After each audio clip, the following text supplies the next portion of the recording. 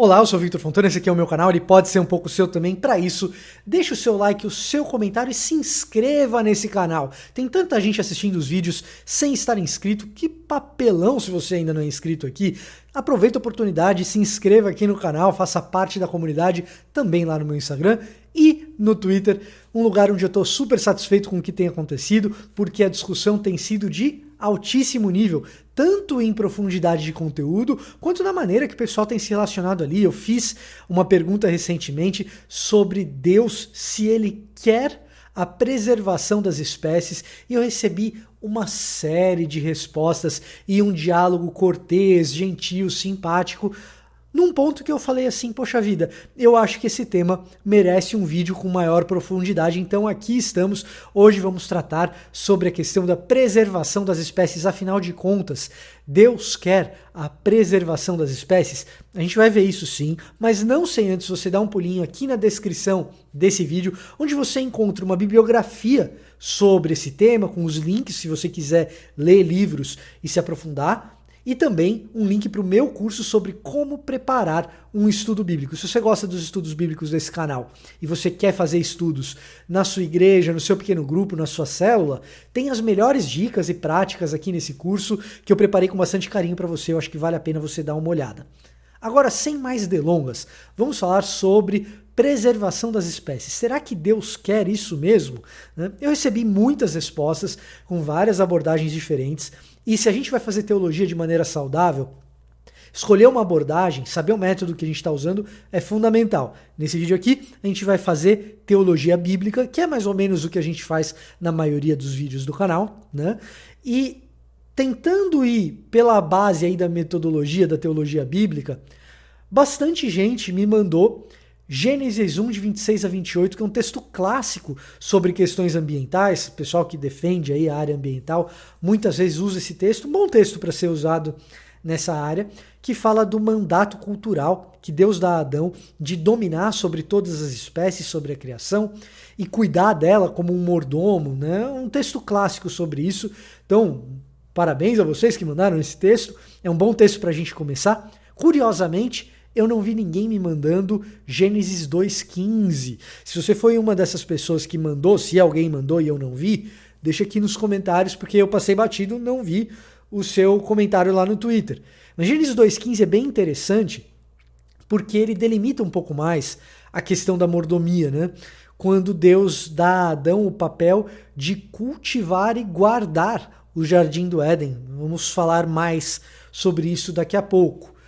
Agora, esses dois textos, eles são bem amplos, né? Eles falam sobre a criação como um todo, o papel do ser humano como despenseiro, como mordomo de Deus, cuidando de toda a criação, que é originalmente boa, mas ela não fala especificamente das espécies. Quando a gente pensa especificamente nas espécies, tem outros textos melhores. E aí as primeiras a me alertarem sobre esses textos, né? As primeiras que me responderam com esses textos melhores, ou especificamente com um texto bom, foi uma menina chamada Beatriz e a Bruna Santini, também ali no Twitter, que mencionaram a história de Noé.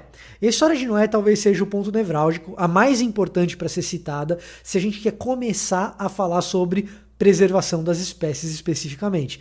Porque diferente de um versículo específico ou de um trecho muito pequeno, a narrativa de Noé, ela é uma narrativa longa e bastante detalhada que ilustra o cuidado na especificidade, num plano detalhado de Deus, para que as espécies sejam preservadas mesmo no juízo que ele vai promover, né? Então ali a gente tem um texto que ele é muito substancioso. A gente não pode simplesmente ignorar um cuidado e um carinho de Deus em relação a cada uma das espécies quando aquilo está tão bem descrito em detalhes no texto bíblico, na narrativa bíblica. Agora, existem pelo menos mais dois textos importantes em que Deus fala das espécies e ele preserva as espécies ativamente, respondendo mais ou menos a nossa pergunta da maneira como foi formulada. Deus quer a preservação das espécies? Tem dois textos em que ele parece sim querer, né? A gente tem o final do livro de Jonas, o desfecho do livro de Jonas, o capítulo 4, versículo 11, quando Deus está conversando com Jonas, que está muito emburrado com o fato de Deus ter preservado a cidade de Nínive. E ele fala, poxa vida, Jonas, você não está satisfeito com a minha compaixão? Você não esperava que a minha compaixão salvasse, poupasse todas aquelas pessoas e também os muitos animais, ou rebanhos, dependendo aí da sua tradução, pode estar de uma forma ou de outra, mas a preocupação de Deus em poupar não apenas as pessoas em Nínive, mas também os animais, as espécies ali presentes. É um texto super importante que mostra essa atividade de Deus em preservar as espécies. Outro texto importante para a gente está lá em Salmos 36:6, quando o salmista exalta o amor de Deus, e ao exaltar o amor de Deus, exalta a preservação dos homens, da vida dos homens, e também dos animais ou bestas, feras, qualquer uma dessas traduções está valendo para o hebraico que está ali. E ali nós temos, então, duas passagens importantes que mostram Deus ativamente se preocupando com a preservação das espécies, né?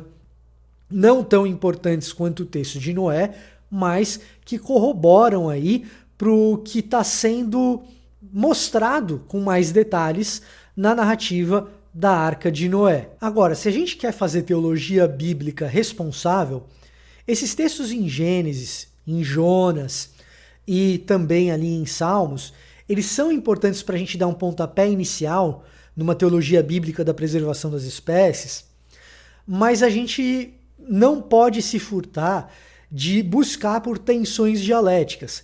Existiria ao longo do cânon, do texto bíblico, passagens em que Deus parece não ter qualquer cuidado com os animais e com as espécies, trechos em que Deus parece não ter essa preocupação.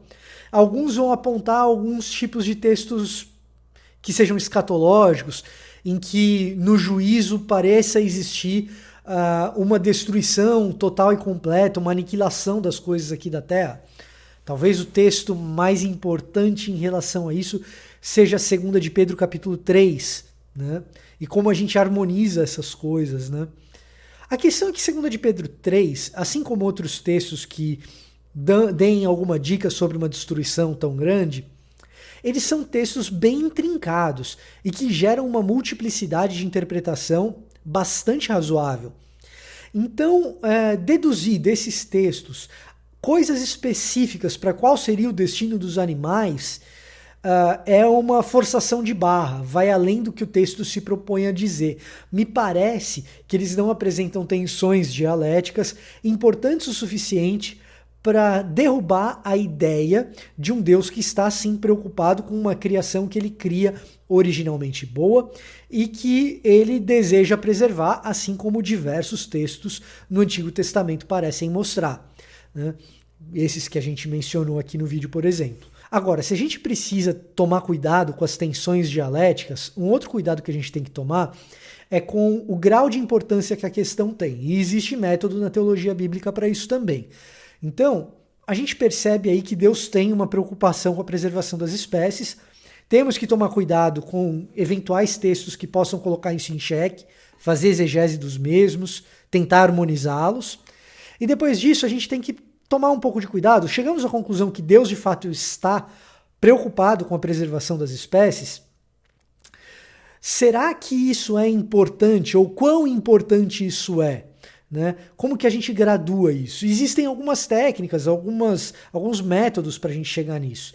Qual é a frequência que isso aparece ao longo da história, do cânon? Isso tem alguma relação com a história redentiva ao longo da narrativa bíblica? Esse tipo de pergunta é importante. Para a gente saber se isso tem alguma relação com a história da redenção, uma pergunta que a gente pode fazer para qualquer tema, mas para esse também, é a seguinte: a entrada do pecado no mundo tem alguma relação com esse tema? Se tiver, talvez a história da redenção tenha alguma resposta. E aí na Bíblia existe alguma evidência sim de que os animais e as espécies elas sofrem com a entrada do pecado no mundo. A crueldade humana provoca sofrimento nos animais. Tem uma passagem mais ampla e genérica em Romanos 8 da criação que aguarda ansiosamente pela revelação dos santos e até geme em relação a isso. Outra passagem mais cósmica, em Jeremias 4, que eu já tratei com clareza aqui no canal em outras oportunidades, em que Jeremias vê a criação se desfazendo e a ordem se transformando em caos, a terra voltando a ser sem forma e vazia, e as trevas tomando conta da terra, né, dando conta de que a entrada do pecado no mundo provoca um caos a ponto de desmanchar a harmonia da criação. Agora, especificamente em relação aos animais, existe a passagem de Oséias capítulo 4, verso 3. Se você ler o capítulo 4 de Oséias, você vai ver uma descrição da crueldade humana e como essa crueldade humana faz com que os pássaros desse mundo, os animais desse mundo, acabem sofrendo e morrendo, né? Então, parece existir uma correlação direta entre a entrada do pecado no mundo, a crueldade humana e o sofrimento das espécies dos animais. Então, quando a gente vai formando essa teologia bíblica, a gente vê que tem uma preocupação original de Deus na manutenção daquilo que ele cria como bom, e existe na história redentiva uma corrupção daquilo que é bom por parte do pecado, incluindo aí o sofrimento dos animais. Então existe aí algo que tem a ver com os animais na história redentiva. Agora, para isso se completar, a gente precisa de uma resposta redentiva a essa questão dos animais. De novo, de maneira mais ampla, mais cósmica, nós temos Colossenses capítulo 1, especialmente aí a partir do versículo 10, chegando até o versículo 15, quando a gente vê que por meio da cruz de Cristo, do derramamento de sangue de Jesus, Deus restabelece harmonia dentro de toda a criação que foi afetada pelo pecado. Paulo, quando descreve o seu evangelho em Colossenses, ele faz questão de restabelecer essa condição harmônica da criação ao descrever o evangelho, né? Agora, especificamente em relação aos animais, nós teríamos algo assim? Sim, nós temos. Lá em Isaías 11, por exemplo, para citar um exemplo, a gente tem a consequência da vinda messiânica de maneira também bastante cósmica, mas especificamente restabelecendo a harmonia do contato entre as próprias espécies, colocando paz entre espécies predadoras e espécies de rebanho, que são herbívoras, enfim, né? Ali nós vemos que o papel do Messias ele é tão amplo, tão cósmico, que ele traz inclusive paz para as espécies animais que sofrem por causa do pecado. Então parece haver aí uma importância ao longo da história redentiva, sim, para a preservação das espécies, né? Não é o principal dentro da história redentiva. A recorrência, a taxa de recorrência desse assunto ao longo do cânon não é muito alta, mas está presente ali de maneira periférica e parece que existe estofo necessário, tem base suficiente ao longo do texto bíblico para que a gente diga que não apenas Deus se preocupa com a preservação das espécies, mas como ele está ativamente trabalhando para o resgate da sua criação como um todo, e inclui aí o seu carinho pela criação e o seu carinho pelos animais, né? Então isso é de fato importante, de fato faz parte daquilo que a gente entende como história da redenção, embora, claro, de maneira periférica. Claro, existe um aspecto cósmico em que o ser humano ocupa um papel super importante, né, bastante central, né, e a questão dos animais é mais periférica, mas está lá. Ao longo dos textos, a gente vai encontrando essas coisas. Agora, nenhuma teologia bíblica ela está suficientemente bem fundamentada se a gente não fizer exegese profunda, se a gente não se detiver com carinho e afinco nesses textos elementares, principais, para aquilo que a gente está estudando, né? Claro que a gente não vai ter tempo de fazer exegese de cada um desses textos aqui, mas quando a gente faz a exegese deles, a gente chega a algumas conclusões surpreendentes, né? Por exemplo, existem muitos textos sobre animais, a preservação e cuidado que o ser humano deve ter com eles, no livro de Êxodo, de Deuteronômio, Lucas 14, especificamente uma fala de Jesus em relação a animais também. mas que não diz respeito à preservação das espécies especificamente. Quando a gente faz a exegese, as traduções, a gente percebe que o animal está sendo preservado ali não porque ele tem um valor intrínseco, ontológico, valor em si mesmo, mas porque ele tem valor econômico. Então, ali, Deus está mais falando, a Bíblia está mais se referindo ao valor econômico da preservação dos animais do que da preservação dos animais em si mesmos. Então, a exegese ajuda a gente a não forçar a barra em determinados textos para a gente fazer o nosso ponto, sabe? E, por outro lado, textos que às vezes a gente tratou com menor ênfase, depois de fazer a exegese, a gente percebe que eles são mais importantes do que a gente inicialmente projetou e mais importantes do que outros textos que a gente estava imaginando que eram os principais. É o caso, por exemplo, daqueles textos de Gênesis 1, de 26 a 28 e Gênesis 2,15. Depois de fazer a exegese, tradução, da gente se deter bastante na lexicografia, no que cada uma das palavras quer dizer ali, eu arrisco argumentar que Gênesis 2,15 é um texto mais importante para a gente nesse assunto do que 1,26 a 28.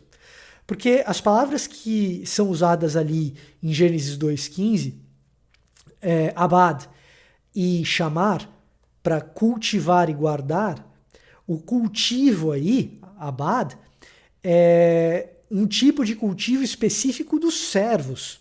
Então ali, na sua mordomia, que Adão exerce com autoridade vinda de Deus, Deus estabelece Adão para servir a criação, para servir toda a criação. É uma liderança, mas é uma liderança que serve, né? E em chamar, né, que é guardar o Éden, é guardar como um soldado que se posta de guarda, né, que cuida contra ameaças. Então essa preservação ambiental parece ser muito importante, talvez mais importante em Gênesis 2,15 do que Gênesis 1, de 26 a 28. Depois que a gente faz exegese, a gente descobre essas coisas. Outro elemento importante, por exemplo, fazendo exegese, está em Salmos, aquele Salmo 36. Se a gente ler o versículo 5, começa meio que uma perícope nova dentro do Salmo, em que o salmista vai falando do amor de Deus. E quando ele descreve o amor de Deus, ele usa uma palavra super importante para a gente na teologia bíblica, que é hesed, que é o amor de Deus em relação à sua aliança, aos elementos do seu pacto, da aliança que ele estabelece com os seus súditos. E aí a gente vê o amor pactual de Deus se desdobrando para a humanidade e também para os animais, o que reforça a ideia de que o carinho de Deus com os animais faz parte da história redentiva. Periférico, talvez, mas faz parte da história redentiva. Então, a exegese nos ajuda muito nesse aspecto. Agora, depois de fazer a exegese, depois de fazer a teologia bíblica, o desafio teológico ainda não terminou. Porque a gente tem que lidar com todas as implicações dessas conclusões no mundo atual. Para isso, de novo, metodologia é super importante, hermenêutica é super importante, e entra o papel da ética cristã.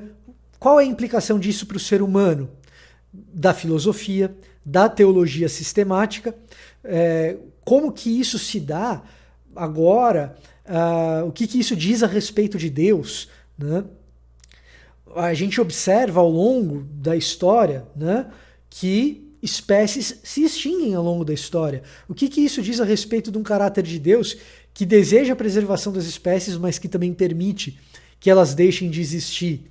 E aí novas implicações teológicas vão surgindo e vão aparecendo conforme a gente vai utilizando outras abordagens depois de ter feito uma teologia bíblica sólida. Essas outras disciplinas, elas são importantes para as nossas conclusões teológicas. Lançar a mão, por exemplo, de economia. A economia nos diz que recursos são escassos, a gente não consegue fazer tudo o que a gente desejaria. A gente não tem tempo necessário para isso, dinheiro necessário para fazer tudo, recursos intelectuais, capital intelectual para fazer tudo. Então, como a gente aloca os nossos recursos, uma vez que a gente sabe que isso é importante para Deus? E aí a gente entra numa questão de ética cristã, né? Então, essa questão ela vai se desdobrando e outras disciplinas são necessárias para complementar a conclusão da teologia bíblica que me parece inconteste. Deus está, sim, super preocupado com a preservação das espécies, né? E isso me leva a pelo menos uma implicação para mim e para você. Ora, se Deus está preocupado com a preservação das espécies, por que nós cristãos somos tão tímidos em dizer isso e berrar aos quatro cantos? Em colocar na nossa pauta a agenda ambiental como algo prioritário. Então, nesse canal, a partir de agora, você vai ver algumas coisas de agenda ambiental e tem a ver com isso que a gente acabou de tratar, tá certo? Não se esqueça de dar uma passada aqui na descrição do vídeo, onde você encontra bibliografia extensa sobre o assunto e também o meu link sobre como preparar um estudo bíblico, um curso que você pode fazer se você quiser preparar um estudo bíblico na sua igreja, tá legal? Esse era o recado que eu tinha para hoje, espero que você tenha gostado. Deixe o seu like, ore por este que vos fala. Eu vou ficando por aqui e até a próxima!